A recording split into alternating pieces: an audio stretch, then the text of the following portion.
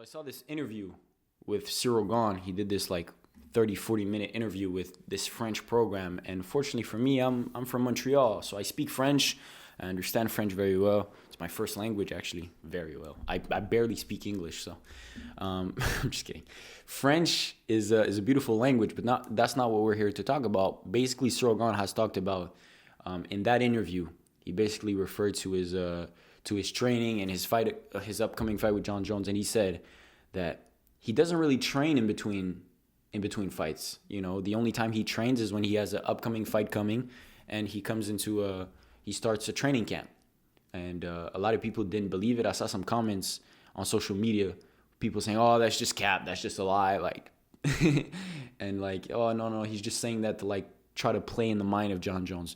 I think Ciryl Gane is not smart enough to do things like that. I don't think Ciryl Gane goes, far into his head to think about things like this, that he can play in the mind of Jon Jones. I think he's he doesn't play that game that way. When he fought Francis Ngannou in the lead up to that fight, he could have made that fight probably 100 times more, anticipated and heated. If he understood the concept of marketing, if he understood this concept, he would have done it, but he didn't do it. Number one, because I think he doesn't understand that concept, that the fact that you bring up these stories, the fact that you create heat and rivalry between another fighter, it will create more money for your pocket, more eyeballs and stuff like that. There's some fighters that just don't understand that, and it takes a while for them to get it, right? And Ciryl Gane seems to be that type of guy where he's just like, he doesn't really negotiate probably with the UFC. I saw some, even when the UFC announced that fight was happening, one of the reporters asked Dana White, he was like, "Oh, because, Francis Ngannou left and obviously Jon Jones wanted more money and Francis Ngannou wanted more money, did you give more money to Ciryl Gane to take that huge fight with Jon Jones?" And Dana White clearly said, nah.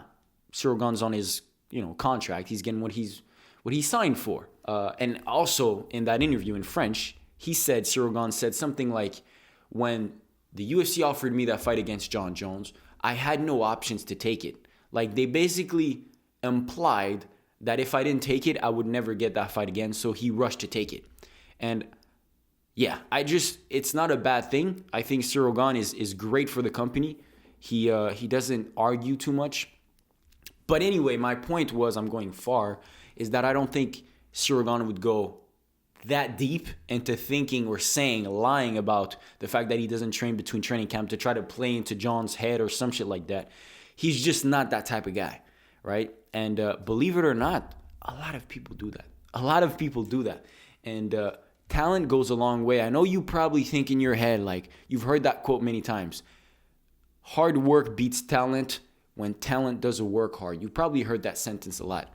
But I swear to God that hard work that you need to do to beat the talent is much, much, much more. Or you get what I'm saying? Like, if the hard work and the talented dude work similarly, the talent will always beat hard work.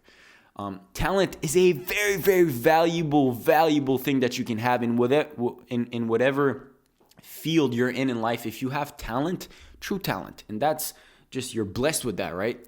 But if you have a talent in a certain sport, in a certain field, in your creativity or your art, whatever you're doing, if you're talented, that can lead you very, very far. There's some dudes that literally will never train a day in their life, come into a gym and just know what they're doing, know how to fight, know how to defend. Also, there's some visual learners that will learn even more sometimes just by watching some fights. They'll pick up on some shit and recreate it. Like I'm saying, I feel talent goes a long way. And when you see a guy like Ciryl Gane, he doesn't rely on like his stamina. He'll say this. He'll say, "Oh, I need stamina." You need stamina as a fighter, right? But that's not what he relies on. He doesn't rely on his power either. He doesn't rely on like his fucking speed. He doesn't rely on any of these things that you train for. He doesn't even rely on like toughness or anything like that. He just is talented. He jumps into the ring. He does some unorthodox ass shit. He moves around. He pops you in the face a few times. You get wobbled. Then he finishes you. He's just a talented dude. And that's why when you look at that fight against Jon Jones, it's crazy to see. You have like two guys in the UFC. We hear this sentence a lot. Hard work beats talent when talent doesn't work hard. But you have two guys that sacrificed hard work because they knew they have talent, and they're still at the top. They're gonna fight for the heavyweight championship. And I know, heavyweight, The heavyweight division is maybe a little bit less talented than other division. I'll give you that. But even then, even there, I think talent goes extremely long way, because you can see it with Jon Jones and Ciryl Gane fighting. These are two extremely talented fighters that probably at some point in their career didn't work hard enough.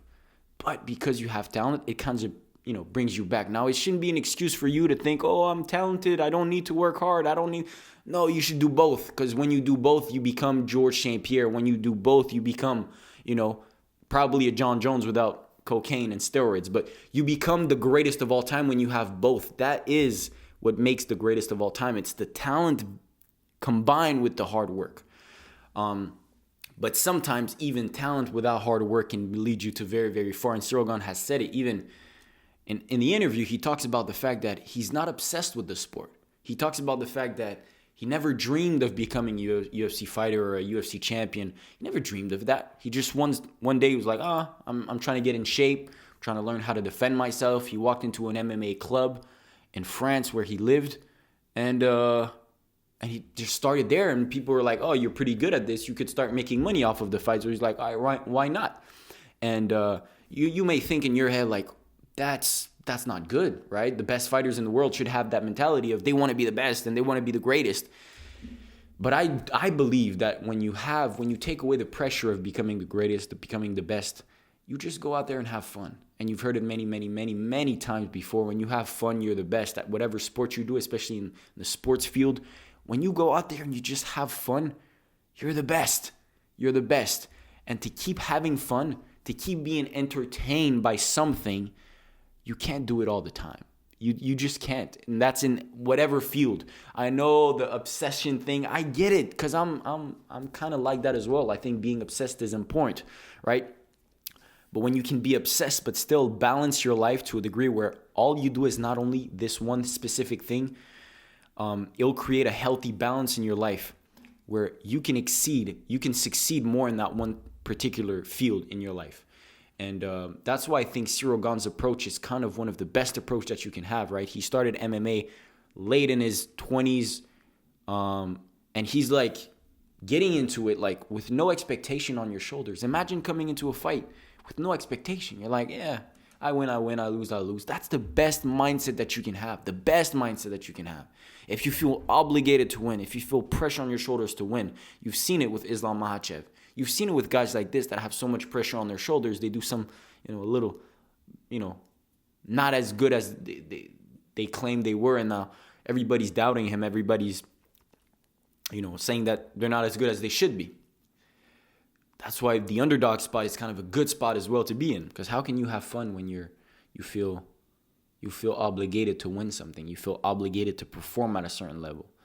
It's very difficult to then be proud of what you've accomplished. It's very difficult to then be successful in your mind because you've reached a certain height and it still won't be enough for you. I don't know. I still have so much to learn, but all I'll say is I think Ciryl Gane's lack of training might be a good thing for him. As crazy as it sounds, I think Ciryl Gane's lack of training might be a good thing. You train when you feel like training. You don't train when you feel like training.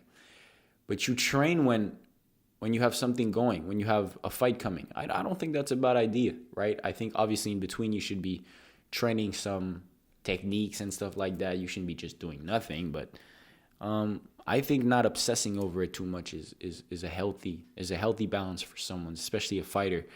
Thinking about fighting all the time, bro, your brain's gonna explode. So I'm glad to see, and I'm so hyped to see what's gonna happen with this fight because Ciryl Gane should not be slept on. I'll say this right now. Ciryl Gane should not be slept on. Absolutely not.